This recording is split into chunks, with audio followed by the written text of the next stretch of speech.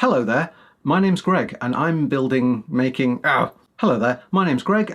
Cantina Band masks inspired by Star Wars.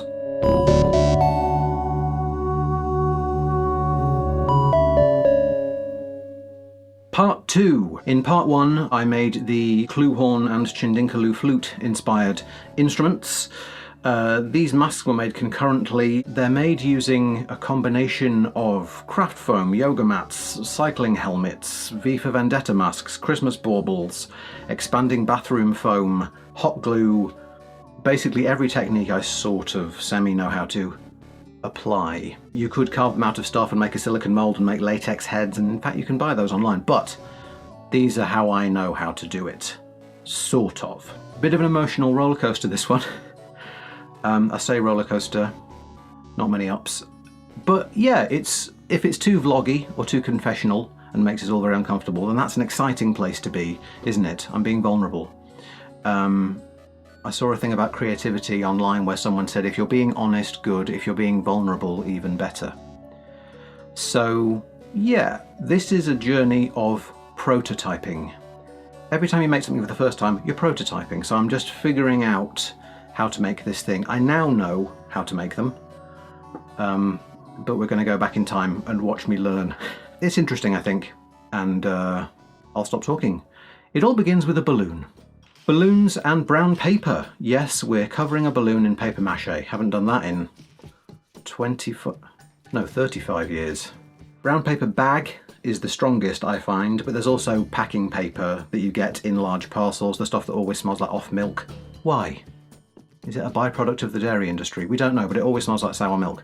So this is a very strong mixture of PVA glue and water. It's about 2/3 glue, 1/3 water, so it's very gluey.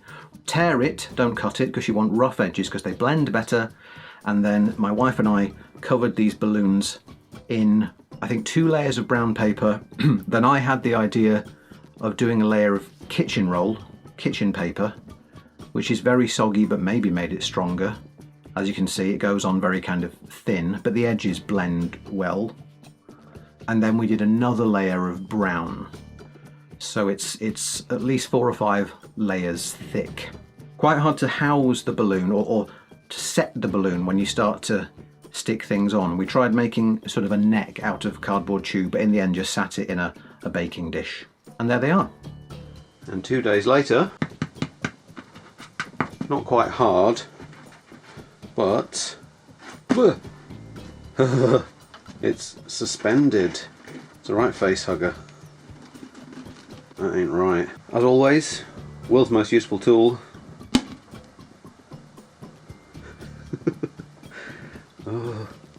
Oh God.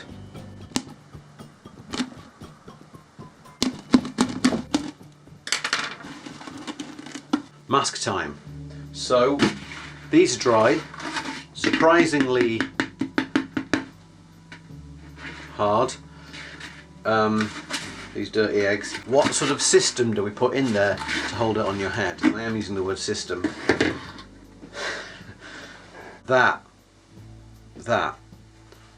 It has an ear. Basically I thought if we had some hard plastic masks and then, heaven on earth, scrap, the place near us sells these, which are the polystyrene inserts from cycling helmets, I believe. So I thought between that and that gives you a really good base to attach whatever to. The only reason that they're V for Vendetta masks is you can get 2 of them for $3.99 on eBay. So we just had a fitting. I didn't film it because mask fitting is a personal thing between a man and his partner. So we've realised we don't need the elastic. Put covers on the sides there, and you've got a sort of encased head that we can then attach the balloon to with bits of foam or something, and then if it feels still a bit squishy and not quite rigid enough, I've got some expanding foam, which is my favourite thing. I've made mincemen out of this. I've made a little puppet who's made of brandy butter out of this stuff. I made a fleshy TV that I wore on my head for a music video out of this stuff. Any excuse to fix and fill. But it might not need it because they're pretty woody and rigid. So now I'm going to cut out 4 of these side panels from sheet foam, I think. Replace this tape with hot glue and then figure out how to fit the balloons to the masks. Go! Bonus crafting tip number 1. When you're using hot glue and you get these spider webs, these stringly dinglies, run a flame over them and they will curl up and die. Obviously in a well ventilated area.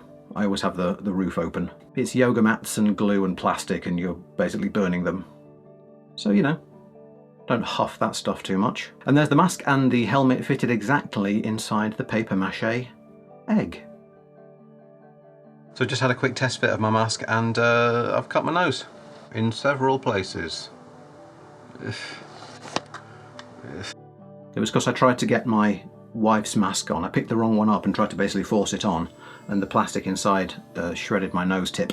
So here I've drawn the face onto the outside of the paper mache mask and now I'm cutting out the eye holes. The reason the face ends up being incorrect, if you're going to make one of these, the eyes don't go over your eyes. What I should have done, it's fine, but what I should have done, it's fine though, is move the eyes further apart and down. So the eyes are kind of on your cheeks and you're looking out through them that way. What I assumed was that the eyes would go square in front of human eyes, which is why the foreheads end up being not big enough, and I add a whole extra head piece to make the kind of the light bulb shape. But these are good. So now I need to make a set of flat pack templates for all the different strips of foam with which I'm going to build up the layers and the sort of gills and the moustache on the face there. So I'm roughly tracing paper on the outside of the mask, tracing over the bottom lines of all these different folds and flaps, and then I'm just using a dotted line at the top of the piece because that's going to be underlapped underneath the bits on top of it, and then I'm numbering them. For some of them you need 1 because it's symmetrical, and for others it's in 2 halves. And I chose just to use the same pieces on each mask, so the faces come out slightly differently. One of them has a big top lip, because it's the same shape of foam stretched over a different sized egg. This was all those pieces now traced onto, amazingly well fitted onto every piece of HD cosplay foam that I had, which is this black strip. HD foam is really good because it's not poor, it's high density, that's what the HD means, so it's good for cosplay. But that was all I had, so later I'm going to use just sort of floor mats. So the lower, thinner strips are cut out of craft foam, and then the black is the HD foam. Now I'm using the templates with the face drawn on them to score lines where I want extra details to be in these flat parts. So this is the mouth hole aperture, and I'm just scoring those lines into it, then scoring them a bit deeper. You can then hit it with a heat gun, which opens up the lines in foam, but I don't have a heat gun. Thought about using a hairdryer, but all I'm doing here is just making the slits bigger with a little screwdriver. Then get out your Dremel. I love my Dremel rotary tool. Were I ever to be sponsored. So I've got a sanding drum on here and I'm just rounding out the edges to make it more organic, because obviously the edges are, I've cut them out just with scissors, or you can use a very sharp knife. Foam blunts knives really quickly, so get a scrapey sharpener as you go. I just cut them out with scissors because I knew I was going to round the ends. Oh, and you can see at the top of shot there, once I've cut out a piece, I rolled it up and just put it in a cup, so the foam starts to have a curve to it, so it wants to curve in the direction that I want it to. Yes, I have covered my eyes, mouth and nose. Goggles, a respirator, one of those, a face mask, because this is, if you look at my hand there and the Dremel tool, they're basically flocked in Black Death. It doesn't dissolve, so don't get it in your lungs, because it'll be there till the day you aren't around anymore. Look at that, that's bad. So get the Henry Hoover in, way, there he is, and just suck that stuff up. Look at his little face, like a little sort of puzzled Cyberman. Another technique I'm using here, which is just have the Hoover vacuum cleaner running as you Dremel. So it's very noisy, but as I'm sanding, I'm just holding the nose of the Hoover under it, and that's just the tidiest way of doing this.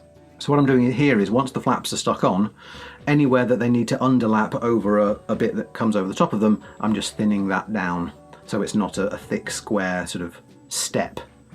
Yeah, rounding the edges. and sucking up the dust. Super glue. There's a great foam crafting guy called SKS Props on YouTube. He's always talking about using foam-safe super glue. So I think some super glue melts foam.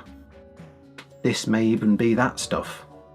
I don't really know, but it's working fine. So as you can see there, what I did do to make the curve happen, I had to cut out a little V in the flat shape, and then I'm just filling it with baking powder and super glue as my filler, because I couldn't quite make the curve happen, and I realised if I just cut little sort of tier, little triangles there, then the curve would come together better. This shot is not sponsored by the Tip Top Workshop foam clay or Wisdom toothbrushes. Both good, but yeah, this is foam clay, which I think I love. You've got to learn to love its properties, but its properties are very good. It's basically like a softer, lighter Play-Doh with some stretch, with some kind of mozzarella, some stringy cheese pull to it. The main thing I love about it is that the working medium and adhesive you need is water. So it's really it's a non-hideous emolument. I don't know what the scientific... It's just non-toxic, I think. I wouldn't like eat huge cakes of it or anything, but you know, you can use your bare hands, you smooth it out with water, you stick it on with water, and when it dries, it's still quite spongy, but it's foam. It dries as foam, and I do really like it for anything organic. So this seemed the perfect project on which to use it. So using those flat foam shapes I cut out, I'm just building on that with little sausages and getting it very wet, very smooth. You can almost make, is it called slip, when you're doing pottery and you mix loads of clay and water together, and it's like a liquid foam clay for blending the edges, and it's good stuff. So cutting quite heavy details into it. It doesn't expand as it dries, but these details will become less detailed, less deep. So I'm cutting some quite heavy wrinkles around the aperture, because they'll be there when it's dry, but quite softly. So you can be quite heavy-handed if you're going to detail it while it's still wet. And then again, just smooth it out with a bit of water. Oh, he's on. These are done. Never seen them without thinking.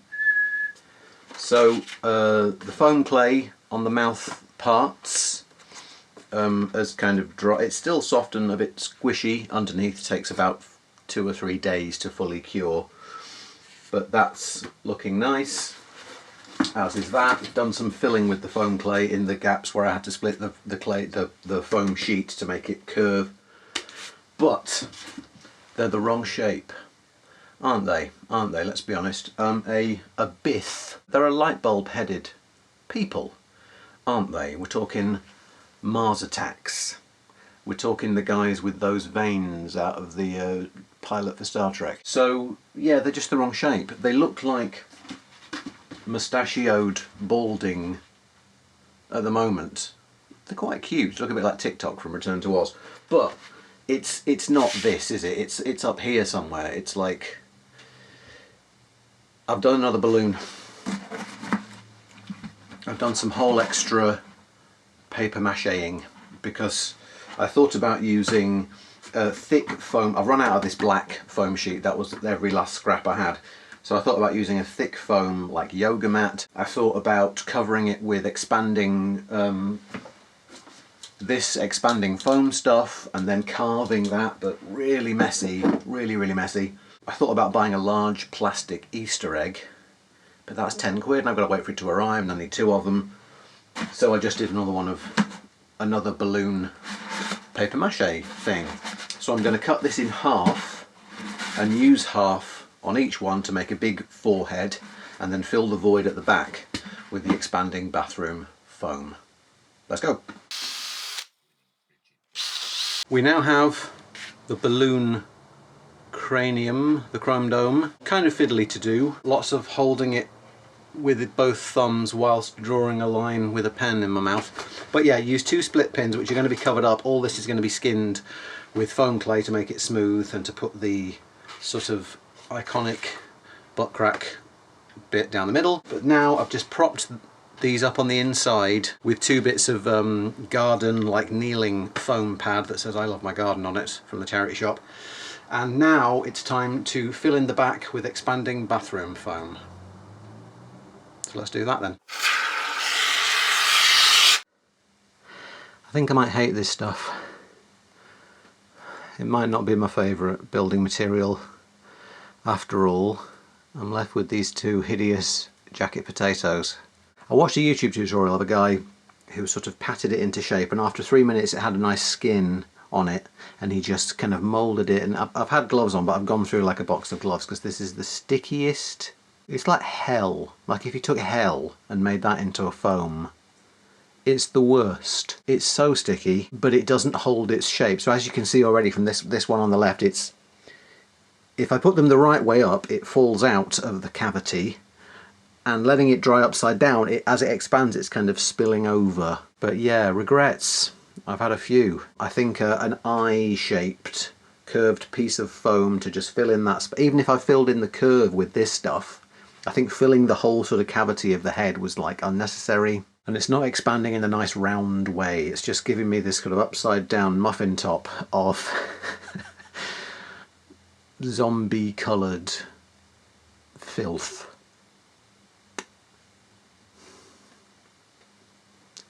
I'm going to put some more gloves on and go back to shaping. Goodbye. Too much? You know, all materials are right for something.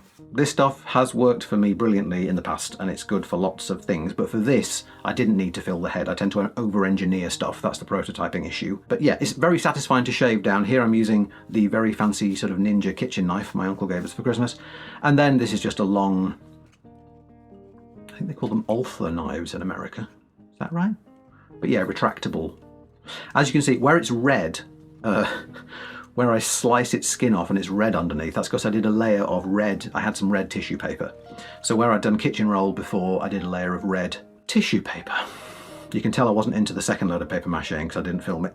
Right, so now I've cut down the back of the head so they're fairly round, but because it didn't round out as I wanted, I still have this sort of stepped in bit to fill anyway. So I'm just making a template for some more foam floor mat to just fill out the back of that stepped in flat bit on the back of the head. These mats were, I think, $4.99 from Aldi.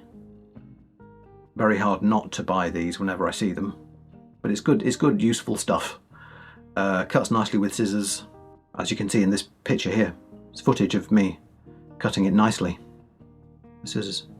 But it's not high density. It's not HD foam, it's quite porous and foamy, but it cuts easily and it's nice and light. Again, I think with the window open, I hope so, just getting rid of those hot glue spider webs, because they're all over the shop. Always nice to use fire.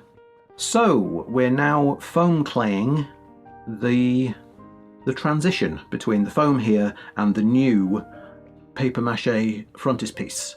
So just filling in the gaps under the eye sockets, and then blending it in with I think this is a clay moulding tool. And then I'm going to skin the whole thing with panels of rolled out, like pastry, foam clay. I do recommend get some foam clay and have a go with it, because it's satisfying. And if it doesn't do what you want it to do, just put some water on and it gets very smooth and malleable. So here, just rolling some little worm sausages to do the transition line between the foam and where it's just raw, lumpy bathroom clay. And here making those sheets. I got a cello bag that I post out my prints in from my Etsy shop, very reasonably priced. Just cut the cello bag down, put the foam clay between the two bits of plastic, and then I'm just rolling it with a rolling pin to make a nice thin, very sticky, really sticks to itself, so you've got to handle it, you've got to handle with care.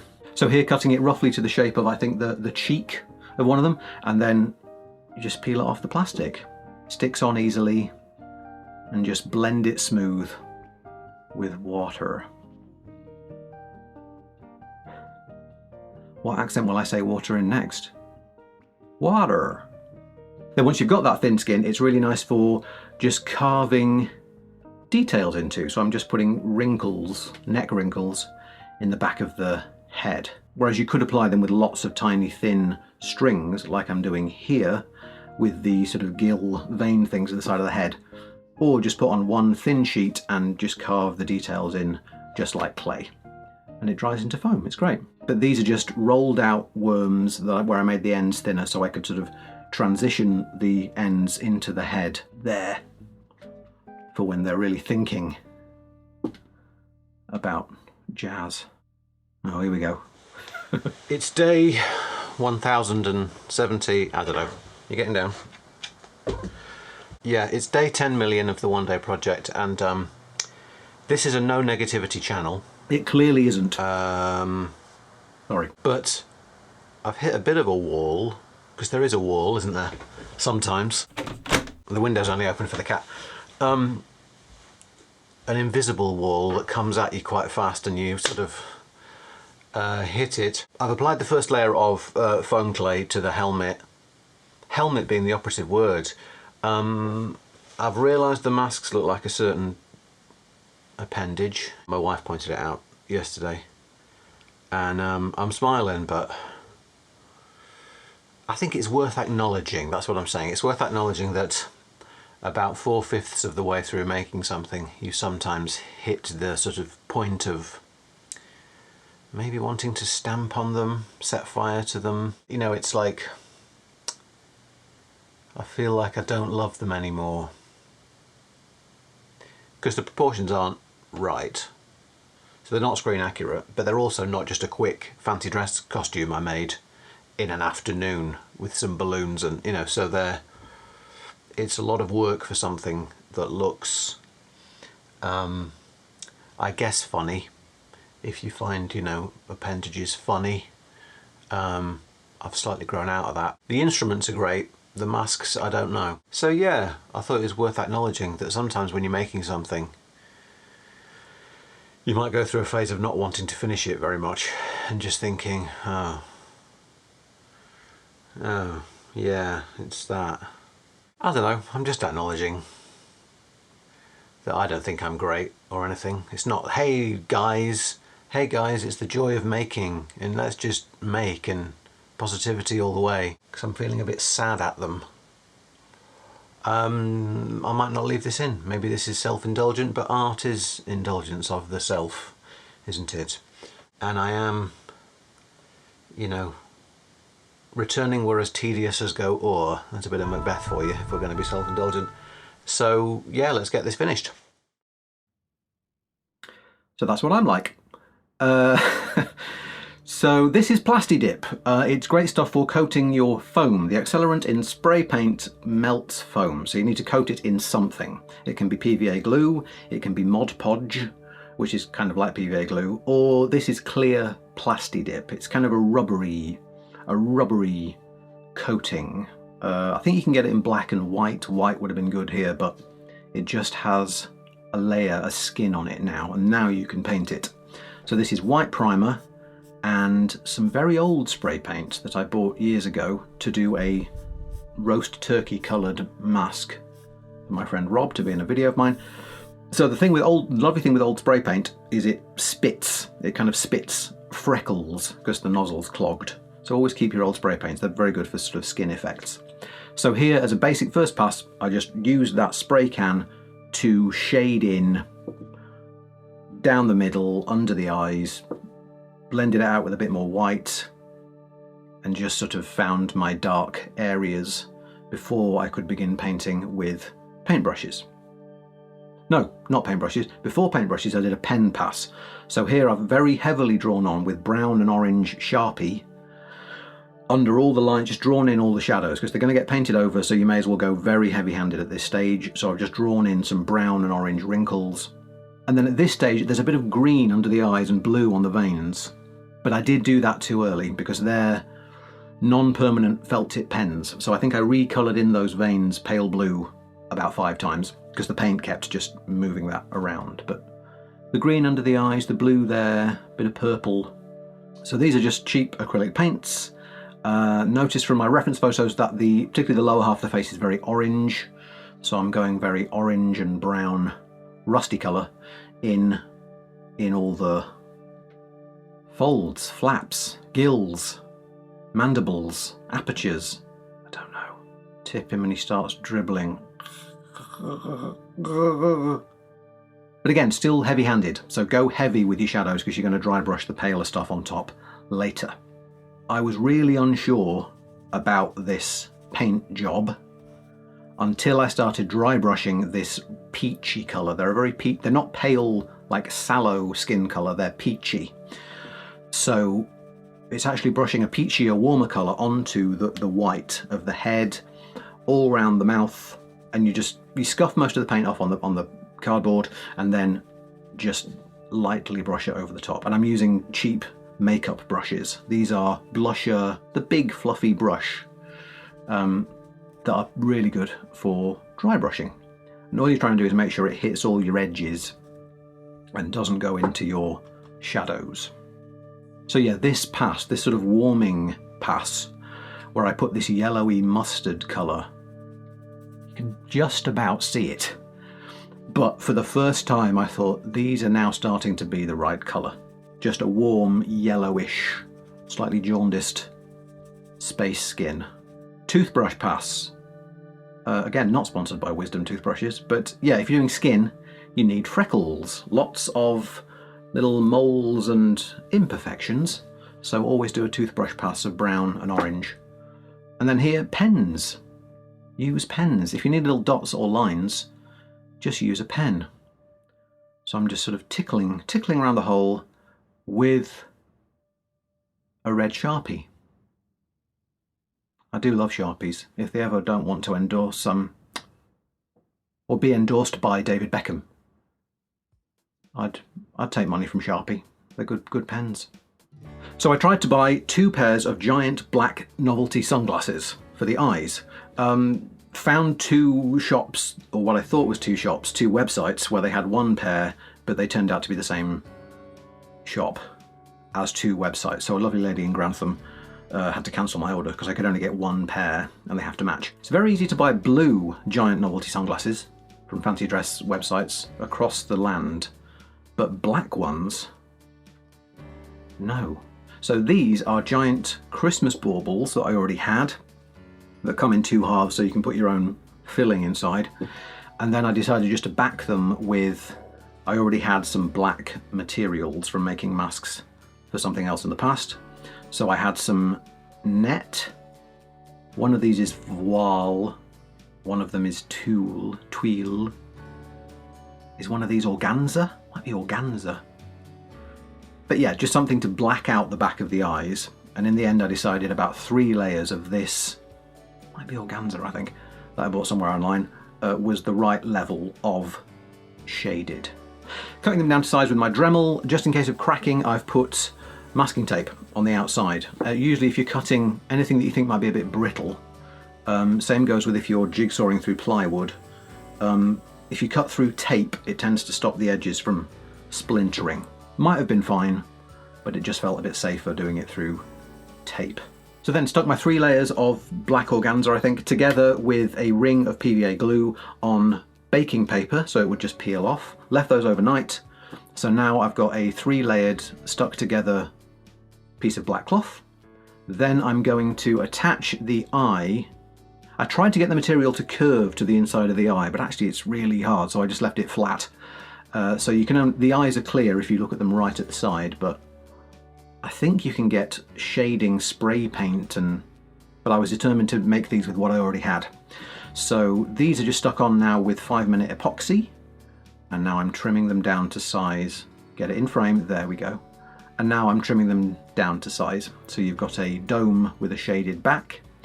Each one cut to fit a specific eye hole. That's why they have masking tape with an up arrow and an initial on, so it's the right eye in the right place pointing upwards. And then I'm just running around the ducts, the tear duct orbits with PVA glue. So they're basically done. They're a bit heavy, I thought, so I thought, where can I take away some bulk? I bought this, which is a pyrography tool. I bought it, then broke it. I think I left it on for too long, so it got too hot. So doing this, the hot scalpel blade just snapped off. So I either pushed it too hard or too fast through the foam, or I left it on too long so it got hotter than it's supposed to. But it's a good thing for cutting foam. Again, window open, because it's billowing out, you know, black poison. But yeah, pyrography, where you burn patterns into wood. I also bought the cheapest one I could find, so that may be why it broke too. But I'm just cutting out extra bits of cycle helmet. I cut out triangles from the ear covering cheek parts, cut out big squares around the eyes and around the mouth. Because once it's on, you realise it's a very solid frame and your face doesn't need to be as covered as it is. And then once we'd had a secondary fitting, it's like a wedding dress, bit of furniture foam. I always keep, if there's a sheet of foam that something comes packed in, or we get rid of cushions or whatever, I just keep the foam. So the secret to the quite comfy fit, actually, is just a big headband of furniture foam. So it's on tightly, it moves with your head, but it's not on too tightly, so it feels like someone's shoving their knuckles into your temples. We call that the sweet spot. Quick rehearsal to make sure the performance is absolutely perfect, and we're off to the party!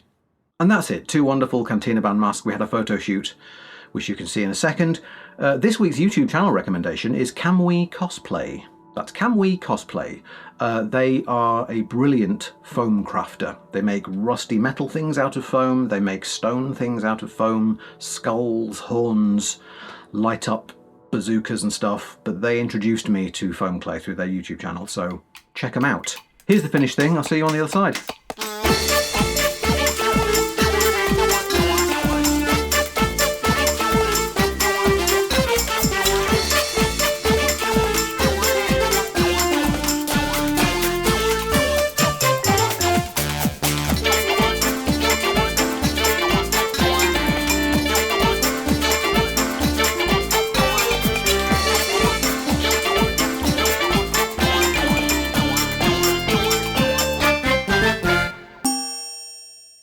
And now the free chat, personal admin, outro section. I want to get these out every 2 weeks. The first of those 2 weeks, I was asked to write and record and edit a piece for the Beef and Dairy Network podcast. This episode, it's my favourite comedy podcast, that was a blast. It's a poem and a trailer for the epic sport of hogball. Give it a listen. Then the week after that, I was making a music video for my friend Carl, all made out of the film Night of the Hunter. I think I might do a making video for that video, because I think it's an interesting process and it turned out rather beautiful. Don't know when that's coming out yet, but yeah, I was very happy with that. So yeah, basically I got some employment. That's the word, hard to remember. So yeah, this didn't come out as soon as I wanted it to. I've got more coming up, Red Dwarf things, Hitchhiker's Guide to the Galaxy things, and as I say, I might do a making of a music video I've made. I've got a short film out called The Wilds. A whole journey for that. That was written right at the start of the first lockdown. The shoot was cancelled 3 times because I got COVID, and it's finally out. And it won a couple of awards. And we're excited. There's a feature film version as well, and so please give that a watch. And I might do a making of video about that too, because it's all me make things. All the usual. If you like this, that does mean a lot. YouTube notices these things. Share and subscribe, that would be great. This video is sponsored by my first ever Ko-Fi contributor, donator. You know who you are. Thank you very, very much. Your encouragement always means a great deal to me. And I just bought a right swanky microphone. So if I sound good, I better sound good, but yeah, a lot less cleanup work to do in post. So those funds were gratefully appreciated. A lot. Gratefully.